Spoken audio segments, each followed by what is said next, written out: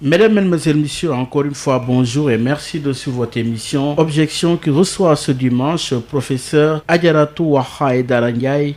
Elle est la directrice exécutive de Partner West Africa Sénégal depuis 2015. Mais d'abord, professeur, bonjour. C'est un immense plaisir de vous accueillir à l'émission Objection. Merci d'avoir accepté notre invitation. Merci, Monsieur Gueye. Tout le plaisir est pour moi. Alors, professeur Adjaratou Waha Aïdara Ndiaye, vous êtes directrice exécutive de Partners West Africa Sénégal depuis 2015. Après votre formation de chirurgienne dentiste à l'université Cheikh Anta Diop de Dakar, vous avez poursuivi vos études pour acquérir des doctorats, entre autres, à l'université Claude Bernard Lyon 1 en France et d'un PhD à l'université Senghor d'Alexandrie en Égypte. Alors, le prétexte, c'est la célébration ce 31 octobre de l'anniversaire de l'adoption de la résolution 1325 du Conseil de sécurité sur les femmes, la paix et la sécurité. Quelles sont les avancées? Quels sont les obstacles et perspectives dans un monde en pleine mutation, en turbulence? Professeur Adjaratou Waha Aïdara, vous vous occupez de la sous-région ouest-africaine en matière de femmes, de paix et sécurité. D'abord, parlons d'actualité avec ce qui se passe en Guinée et en Côte d'Ivoire. En Guinée d'abord avec le président Alpha Condé qui a été réélu avec plus de 59% des suffrages. Première question, que vous inspire cette réélection d'Alpha Condé dans une crise post-électorale avec déjà beaucoup de morts? À partir du domaine dans lequel vous intervenez, la femme, la paix et la sécurité. Merci, Monsieur Gueye. Je pense que c'est une question très importante parce que nous venons de sortir en fait de la crise du Mali et les organisations de la société civile, malgré que les organisations comme l'Union africaine et la CEDEAO ont formé des femmes médiatrices, des femmes leaders, elles n'ont pas été prises en compte dans les négociations pour le Mali. Également en Guinée, nous avons une léthargie en fait de la CEDEAO qui n'a pas pu amener les chefs d'État de la Guinée et de la Côte d'Ivoire à respecter la Constitution.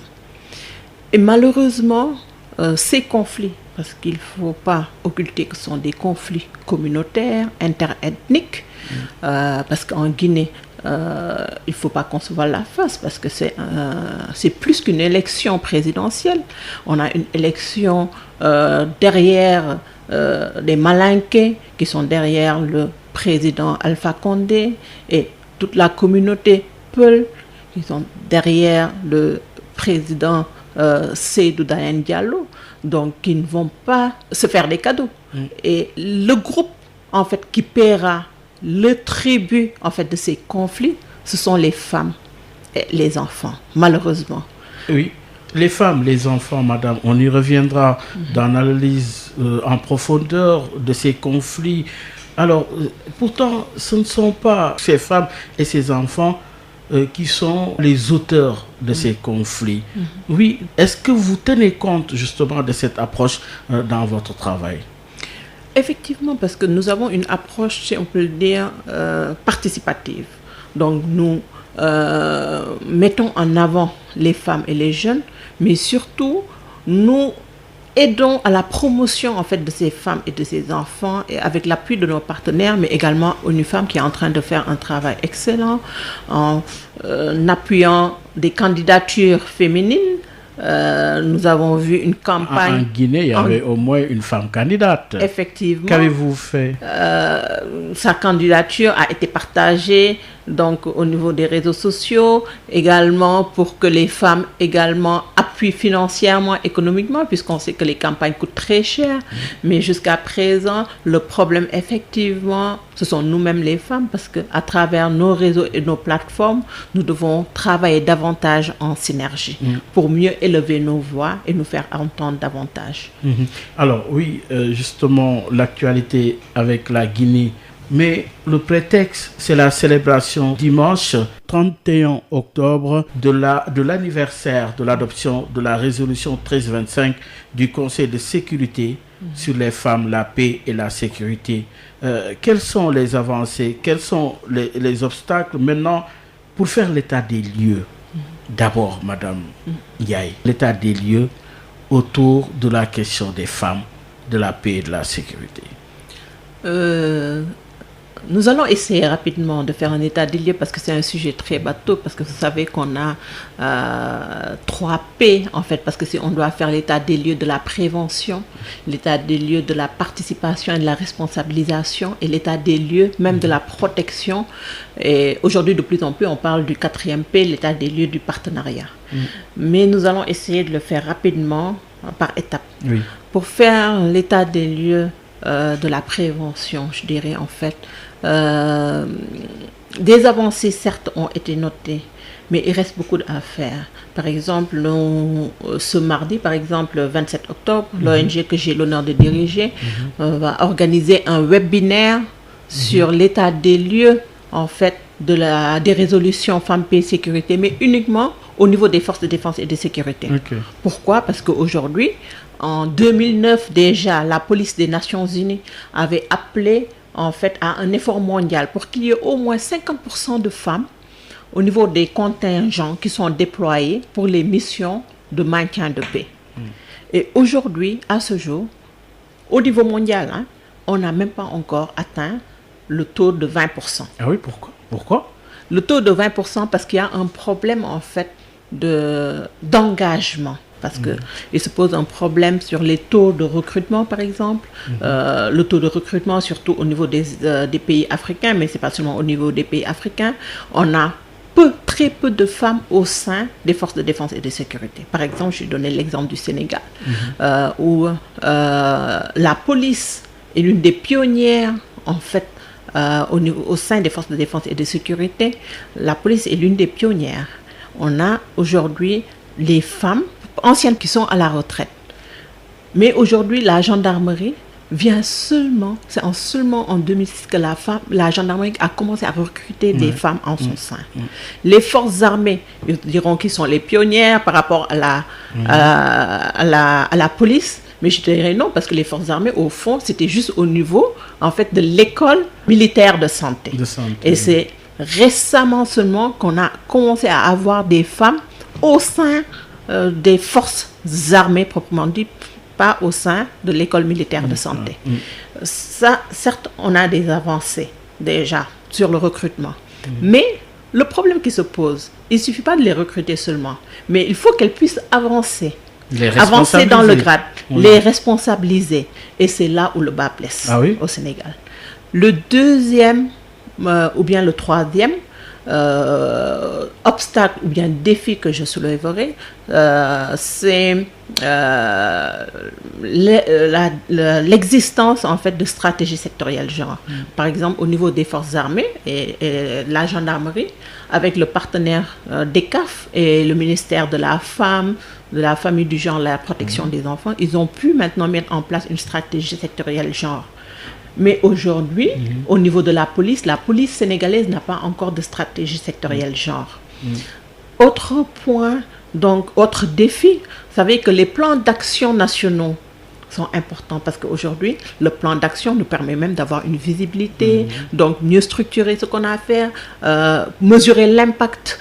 Mais aujourd'hui, le Sénégal fait partie des États qui n'ont pas encore finalisé le plan d'action national.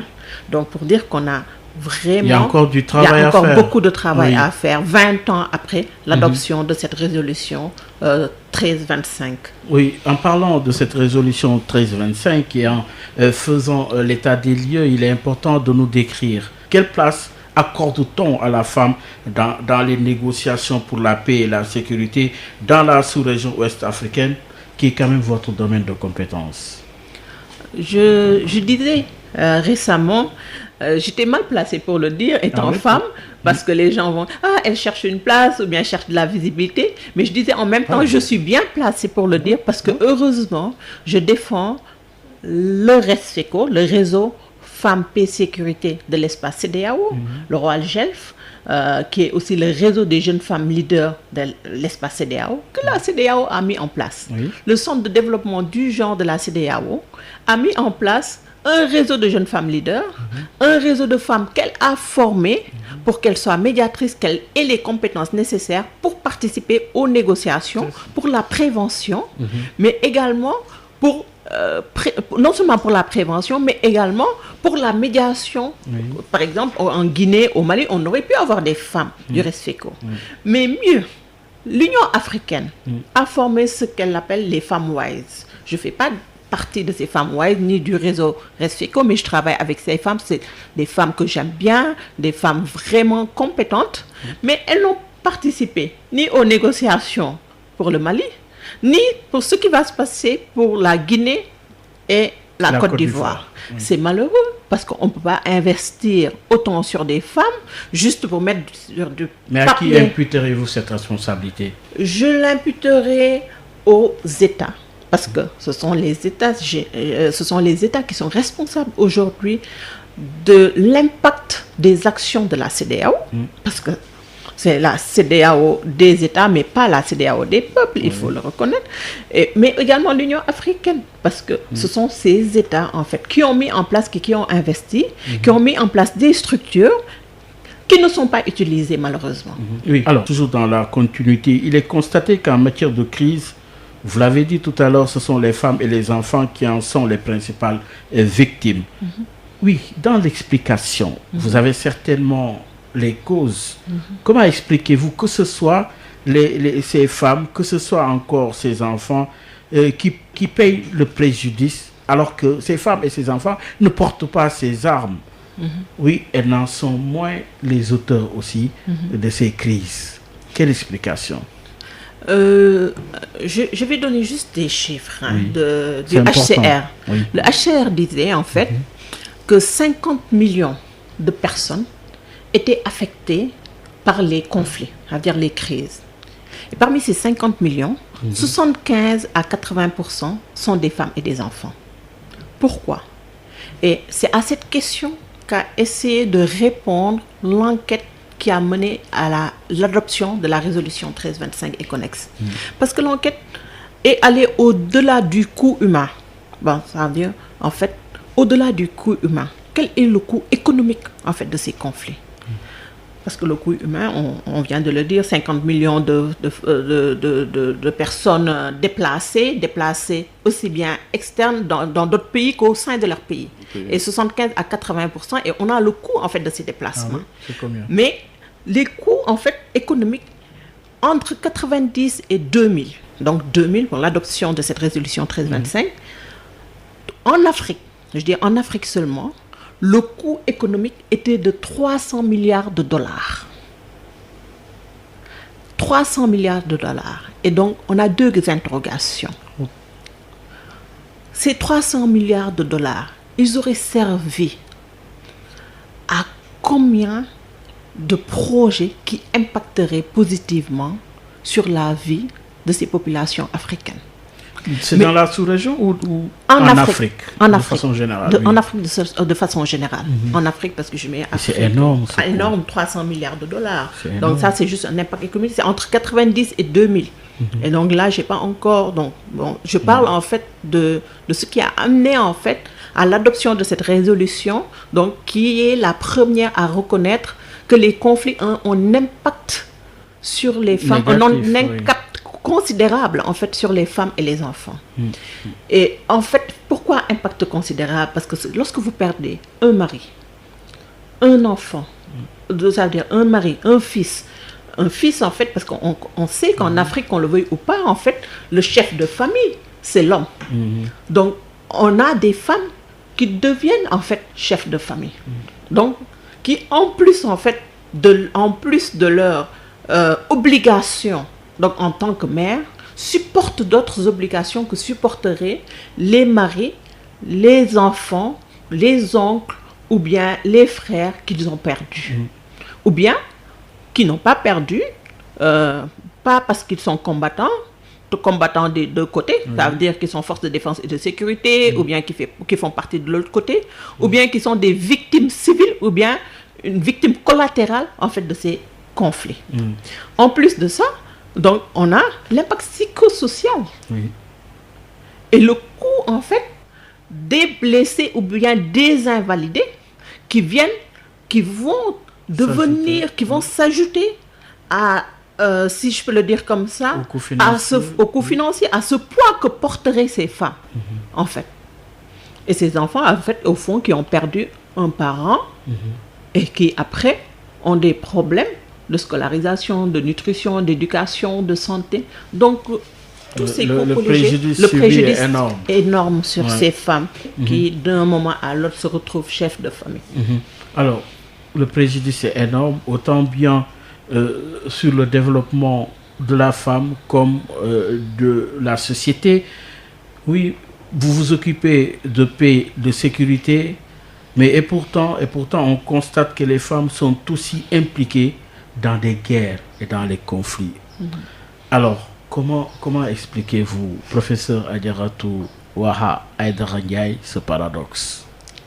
Les femmes sont impliquées dans des guerres et des conflits, comme aujourd'hui aussi, elles sont impliquées de l'autre côté avec les forces de défense et de sécurité pour le maintien de la paix et la consolidation de la paix.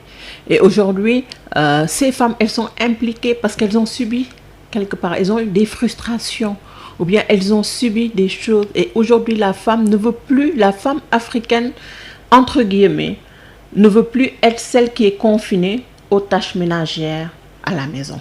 Elle veut participer au même titre que l'homme. Et aujourd'hui, pourquoi la police des Nations Unies a appelé donc à avoir donc 50% de femmes dans les contingents?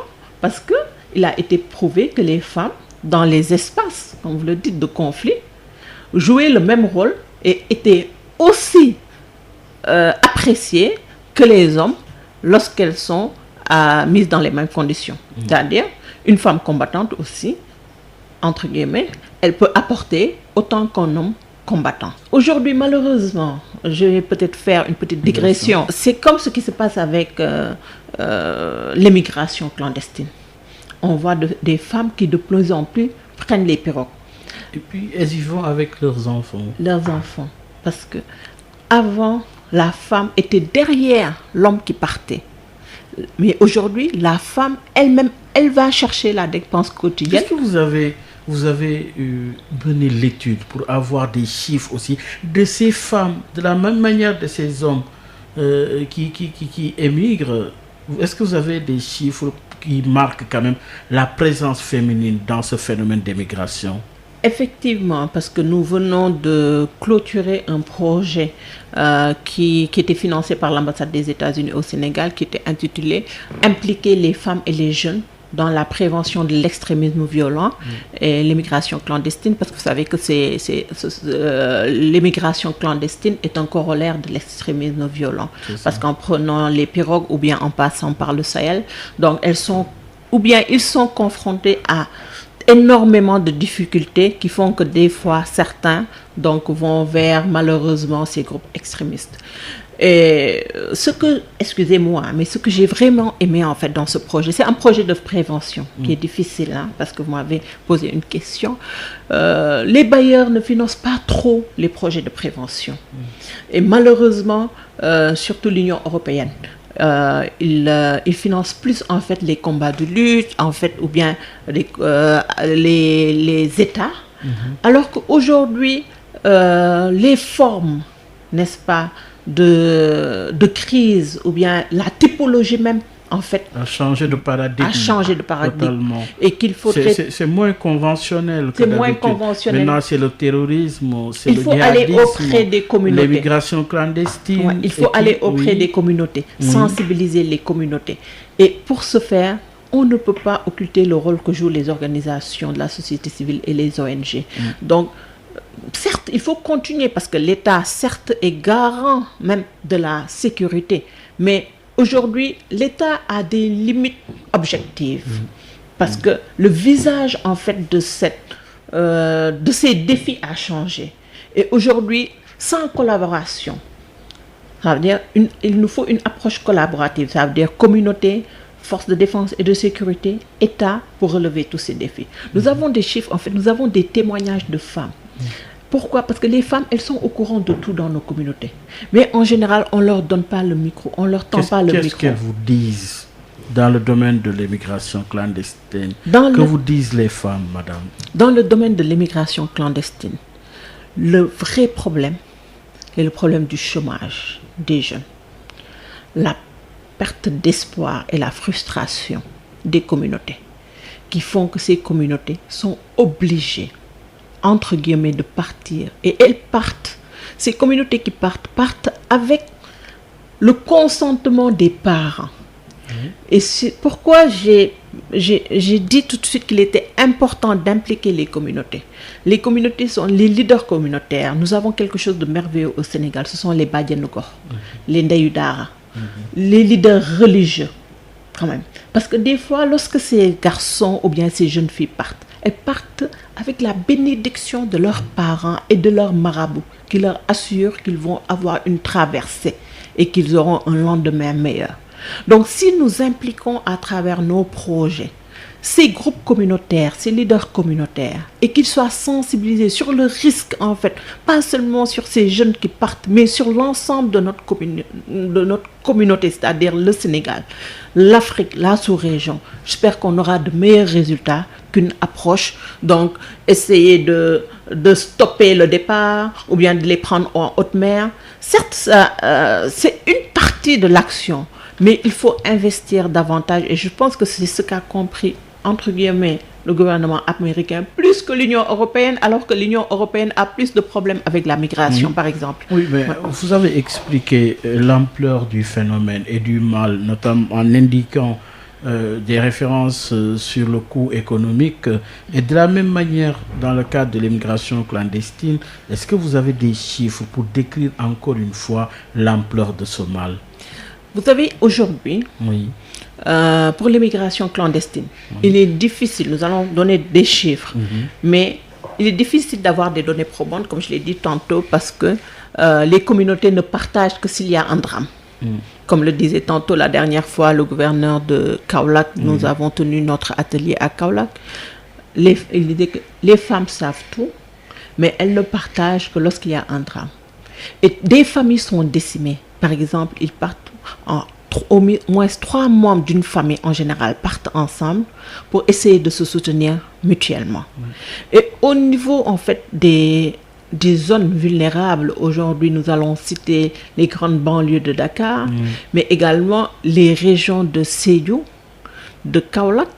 Vous allez comprendre pourquoi j'ai cité ces régions, Tambacounda, Kédougou. Pourquoi au niveau de ces zones? Et lorsqu'on voit économiquement, ce sont des zones où les jeunes sont désœuvrés, des zones où certes on a des politiques en fait de développement, mais qui ne sont pas adaptées en fait à la réalité du terrain. Et lorsqu'on voit en fait le nombre aujourd'hui de femmes qui partent, je vais donner les chiffres de l'OIM, donc on voit aujourd'hui que dans le Sahel, on a au moins 5000 départs qui passent par le Sahel. Les pirogues, on a vu hier, la direction des relations publiques de l'armée a partagé. Cette semaine seulement au Sénégal, nous avons eu plus de 500 migrants qui ont été interceptés. C'est pour ça que je dis que les interceptés avec les pirogues seulement, les départs avec les pirogues. Mais ceux qui passent par le Sahel, nous n'avons pas de données probantes. Pourquoi? Donc, certes, avec la libre circulation des personnes et des biens au niveau de la CEDEAO, par exemple au Sénégal, nous avons 2 corridors. Nous avons le corridor qui passe par Kaolack et qui passe par Tambacounda, Kédougou, que j'ai cité, donc qui fait qu'on a beaucoup de départs de cette zone. Donc, au niveau, ils vont s'arrêter au niveau de Kédougou et Tambacounda, exploiter les mines, se faire de l'argent, remonter par le Mali. Et après, au nord du Mali, on sait ce qui se passe avec le djihadisme et ils vont vers la Libye. L'autre corridor, c'est le corridor qui passe par Saint-Louis, donc qui va passer par la Mauritanie. Ils empruntent le désert également, le Sahel, pour passer par le Maroc. Et malheureusement, ce ne sont que ceux qui ont été interceptés, les chiffres, excusez-moi, de ceux qui ont été interceptés que nous avons. Mais ce qui passe à travers les mailles du filet, nous n'avons pas de chiffres. Seules les familles peuvent nous aider à avoir les vrais chiffres. Mais alors, ainsi décrire la situation à la fois de ces femmes dans les conflits, mais aussi dans le phénomène d'immigration clandestine. Professeur Adjaratou Waha Aïdara Ndiaye, les crises sont multiformes. Elles sont multiformes parce qu'il y a le terrorisme, il y a le djihadisme, les cartels de drogue également, Madame Ndiaye. Et face à tout cela, quelle stratégie vous adoptez? Oui, quelle stratégie? Parce que les approches changent-elles en fonction des crises?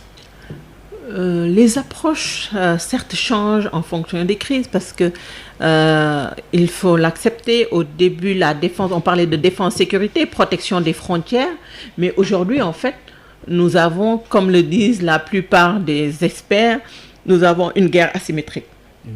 Donc, la stratégie que nous prenons à Partners West Africa Sénégal, c'est une stratégie en fait inclusive et participative. Inclusive, c'est-à-dire nous travaillons avec les forces de défense et de sécurité, les communautés à travers les leaders, jeunes femmes et les autres types de leaders, et nous essayons d'identifier ensemble les défis auxquels ces populations sont confrontées et nous mettons en place des projets donc, qui répondent aux besoins des populations. Je vais citer l'exemple d'un des projets que nous aimons très bien citer à Partners avec le partenaire USAID. Nous avons mené un projet pilote à Guédiawaye avec pour défendre en fait la criminalité au niveau de Guédiawaye. Et depuis 2 à 3 ans, Partners s'est retiré. L'USAID continue avec un partenaire local. Et aujourd'hui, nous avons pu mettre en place un comité de pilotage de ce projet qui est dirigé par le préfet du département de Guédiawaye. Au niveau de chaque commune, nous avons mis 5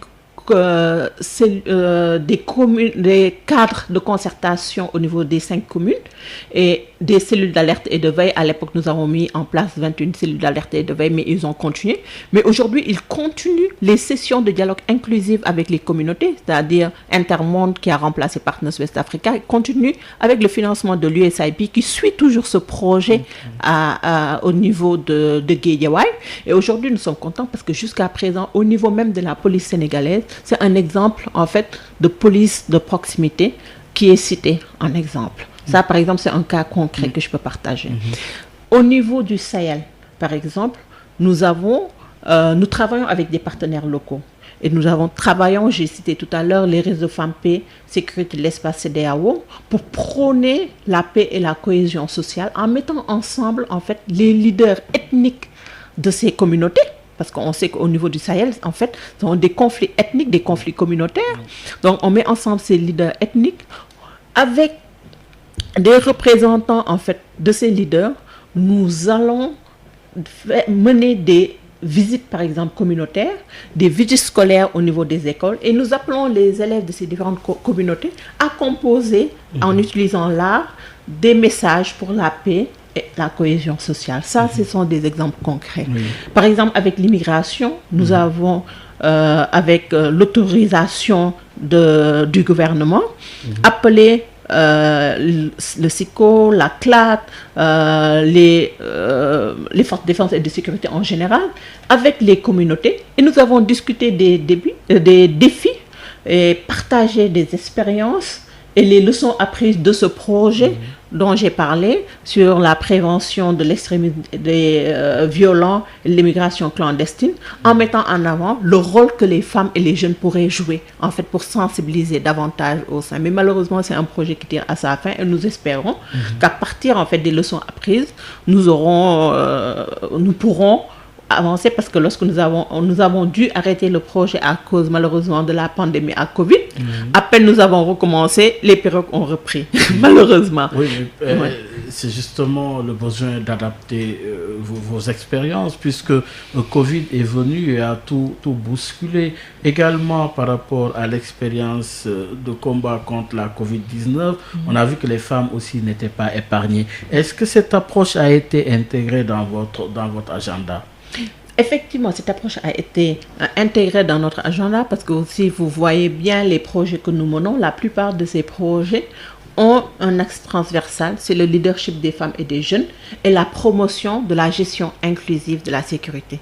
C'est-à-dire, on implique les femmes et les jeunes pour éviter la rupture générationnelle, qu'il y ait une continuité de nos actions, mais également une pérennité de nos actions, parce qu'au fond, ça ne sert à rien de mettre en place des projets et dès qu'en fait le bailleur se retire, tout tombe à l'eau. Mais ce projet de l'immigration, par exemple, c'est un projet pilote.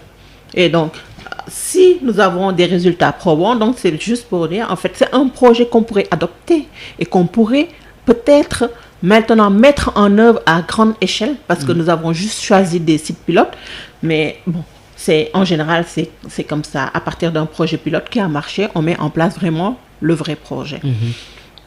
Également pour surtout la COVID-19, ce que nous avons plus aimé, c'est le groupe Riposte OSC Femmes, qui a été mis en place par Madame Diago Ndiaye, qui dirige en fait au niveau régional le RESFECO.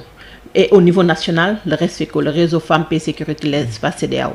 Et toutes les organisations féminines se sont jointes à elle. Et aujourd'hui, je pense qu'on était à plus de 69 organisations et individualités. Et Partners West Africa a soutenu l'action en fait de RESFECO au début. Non seulement nous avons adhéré à leur cause, parce que ça ne sert à rien en fait de mener en parallèle des actions. Nous prônons, nous, la synergie d'action des réseaux, des plateformes et des organisations féminines.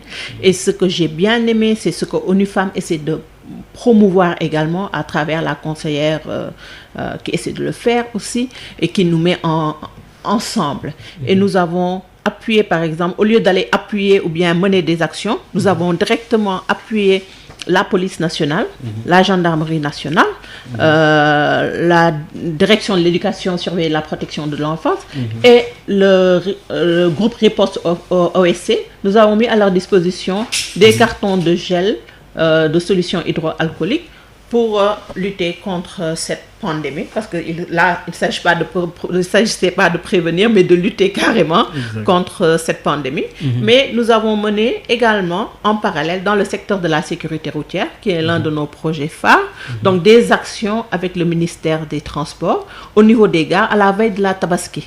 Nous avons fait le tour des gares routières de Dakar et des régions, et en mettant à la disposition de ces voyageurs des solutions hydroalcooliques, mais des masques, mais des masques qui ont été conçus par des femmes. C'était pour appuyer l'autonomisation des femmes.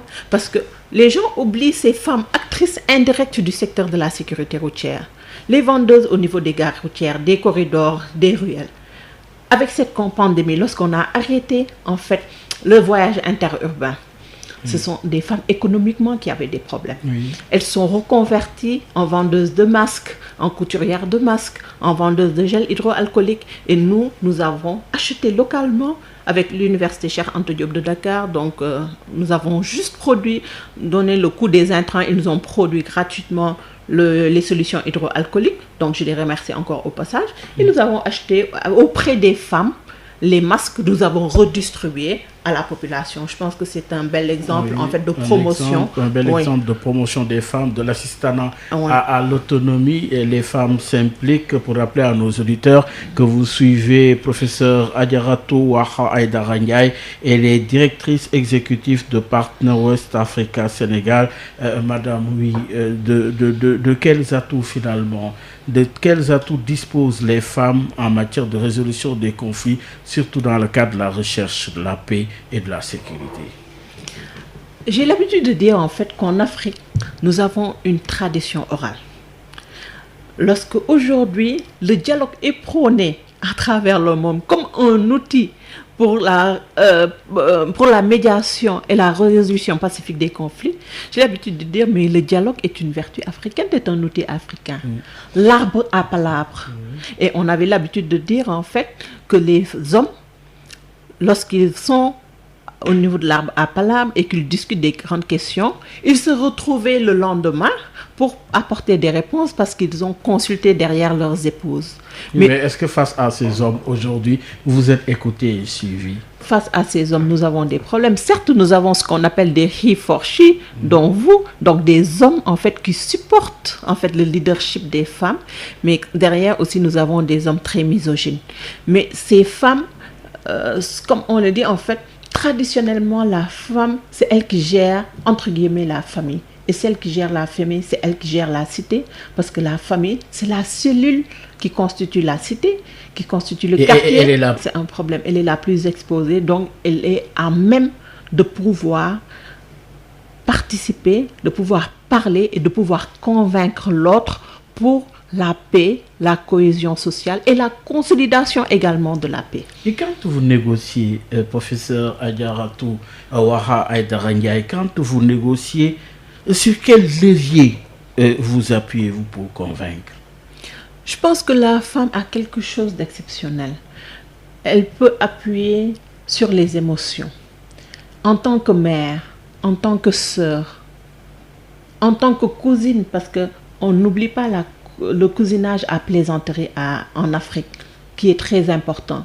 Par exemple, je vais citer les femmes du réseau du fleuve Mano, qui ont pu régler le différend entre la Sierra Leone, le Libéria, en utilisant le cousinage à plaisanterie et en rappelant à ces présidents que nous sommes vos mères. Nous sommes vos mères, nous sommes vos sœurs. Si vous ne faites pas attention, ou bien si vous ne mettez pas de côté votre ego, pensez à vos mères et à vos sœurs qui souffrent.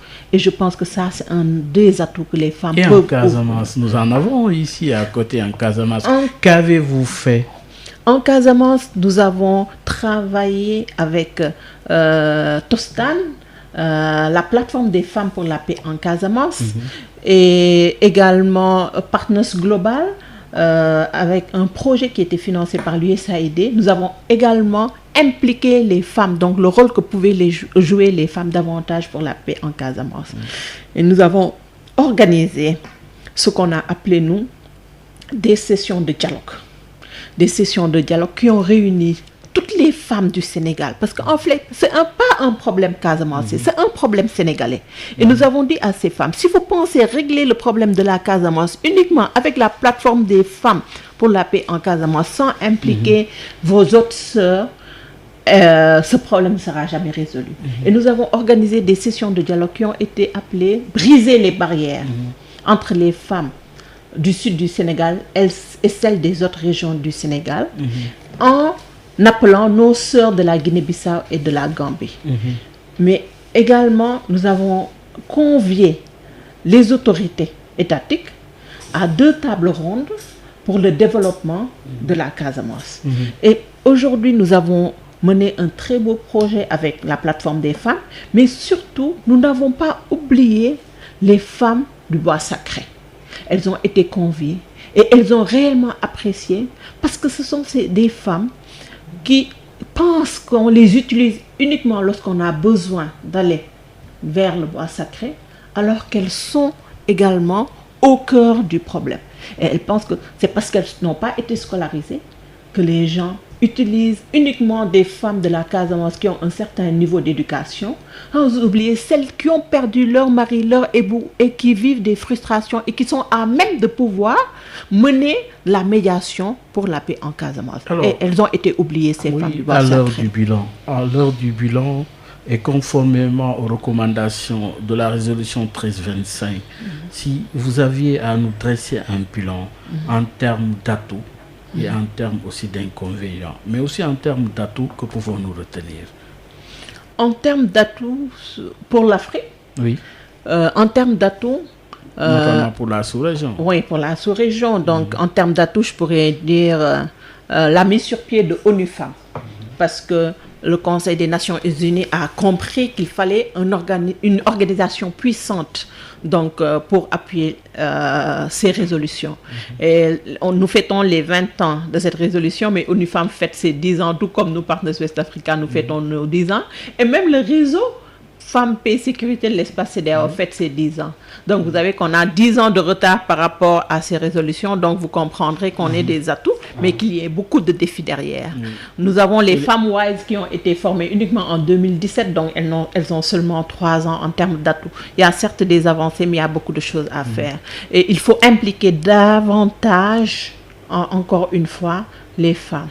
Mais en termes de défis, moi, je dirais que le défi, c'est le partenariat et la prévention.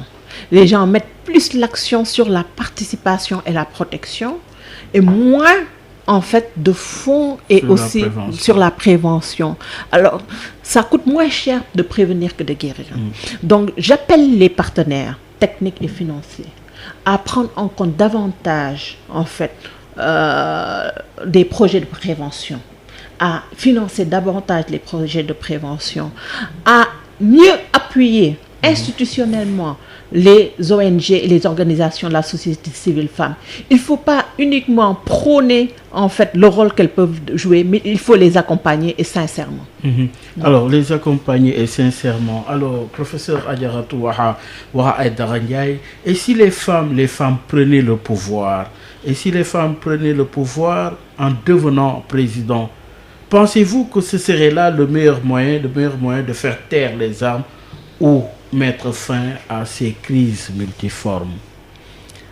Je dirais oui, pas parce que je suis femme, mais il a été prouvé que dans la gestion du Covid, les États dirigés par les femmes ont mieux géré le Covid.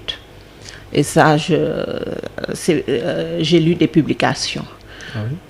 Aujourd'hui, effectivement, les femmes, il a été prouvé par des études également probantes que lorsqu'une équipe, ne dit pas est dirigée par une femme, mais qu'il y a présence d'une femme dans une équipe, il y a moins de corruption et la gouvernance elle est plus nette.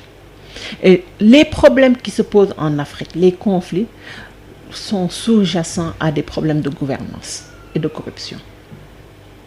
Et je pense que si on met davantage l'accent sur les femmes, comme vous le dites, si elles prennent le pouvoir, ou même si elles participent au pouvoir, même si elles ne prennent pas, si elles participent au pouvoir, dans 10 ans, j'espère que nous nous reverrons et nous pourrons évaluer. Est-ce que vous y travaillez déjà? Nous y travaillons déjà. Je sais qu'il y a d'autres organisations qui prennent le relais, mais aujourd'hui, à l'heure du bilan, également sur cette partie, on voit que de plus en plus, les femmes véritablement se transforment en acteurs de développement. De plus en plus, les femmes aussi bougent quelque part à travers le monde, même si elles sont le plus victimes quand il s'agit de maladies. On parle de féminisation du cancer, de féminisation des pathologies, mais aujourd'hui, que doivent faire justement des organisations comme la vôtre pour transformer ces difficultés en opportunités? Investir davantage dans l'éducation et la formation.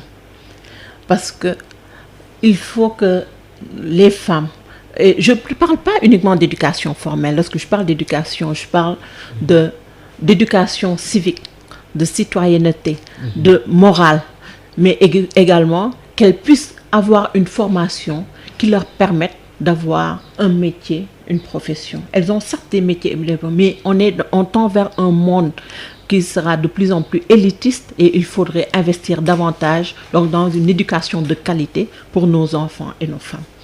Je pense qu'avec ça, nous pourrons arriver à quelque chose. Ça, c'est à long terme.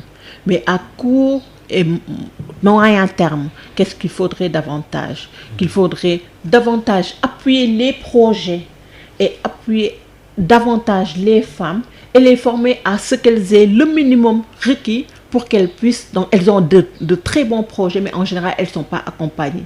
Les accompagner à ce qu'elles puissent développer ce qu'elles ont également en tête. Je pense qu'on y arrivera. La résolution 1325, elle est importante parce qu'elle a été la première à reconnaître en fait l'impact négatif des conflits sur les femmes, mais il ne faut pas oublier la convention sur l'élimination de toutes les formes de discrimination à l'égard des femmes qui a été adoptée par l'Assemblée générale des Nations unies en 1979 et ratifiée 2 ans après par 20 pays. Et c'est 10 ans après que 100 pays ont vraiment voulu respecter ces clauses. Et la conférence de Beijing, qui est perçue comme la plus importante, alors que c'est la 4e, parce qu'avant Beijing, on avait Copenhague, on avait également la conférence de Mexique et la conférence de Nairobi, mais c'est parce qu'à Beijing, on a eu 189 États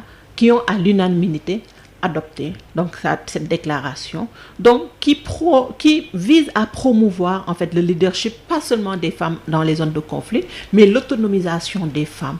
Et je pense qu'on doit encore se battre, appuyer davantage nos femmes, nos mères, nos jeunes filles, mais nous ne pouvons pas le faire seuls. Nous comptons sur des he for she, c'est-à-dire des hommes qui se battent également pour le leadership et l'autonomisation des femmes. Finalement, ce sont nos maris, nos frères, nos papas. Finalement, la paix, c'est la finalité. La paix, la sécurité et la cohésion sociale.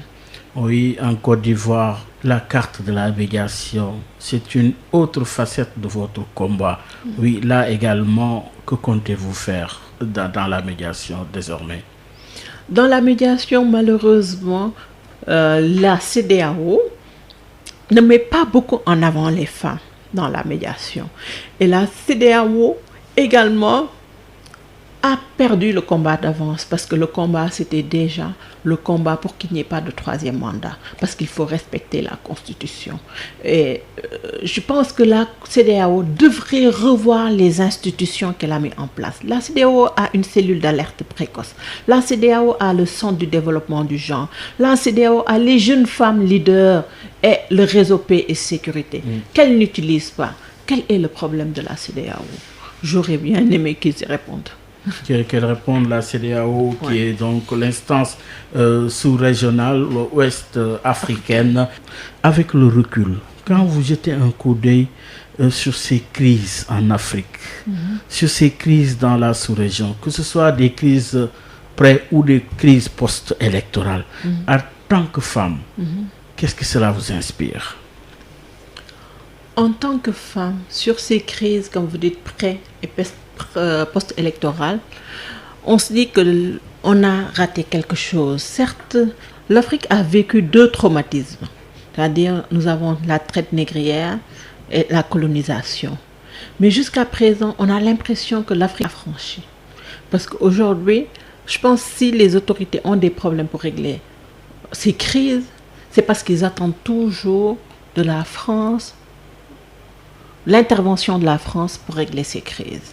Et nous avons l'impression, jusqu'à présent, que le cordon ombilical n'est pas coupé, et c'est ce qui fait qu'on a ces crises près, parce que si la France soutient derrière le non-respect de la Constitution, ou bien si la France ne le dit pas franchement, ça veut dire sincèrement, le président va pousser le bouchon.